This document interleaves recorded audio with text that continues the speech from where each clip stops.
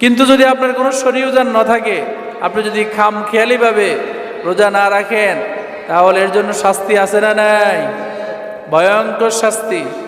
রোজা না রাখার শাস্তিটা কি?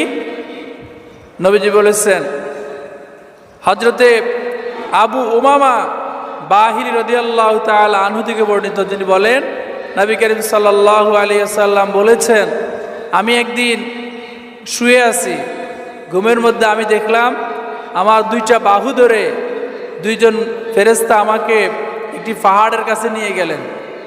সেখানে নিয়ে যাওয়ার পর আমি যখন দাঁড়ালাম, তখন ফেরেশতারা আমাকে বলল, আপনি পাহাড়ের উপরে উঠুন।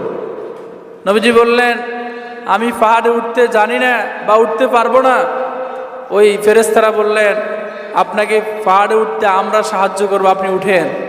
নবীজি যখন উঠলেন, তখন তিনি সেখানে বিকট আওয়াজ শুনতে পেলেন।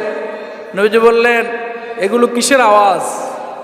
ফেরেশতারা বললেন, এগুলো হচ্ছে জাহান্নামীদের আওয়াজ, তারা জাহান্নামের শাস্তির কারণে চিৎকার দিচ্ছে। নবীজিকে একটু সামনে নিয়ে যাওয়া হলো।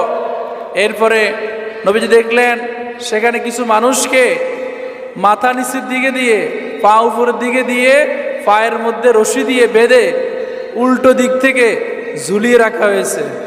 নবীজি বললেন, এদের এই অবস্থা কেন? এরা কারা? ওই ফেরেশতারা বললেন, এরা হচ্ছে ওই সমস্ত লোক যারা সময় হওয়ার আগে ইফতার করত, মানে তারা রোজা রাখতো না।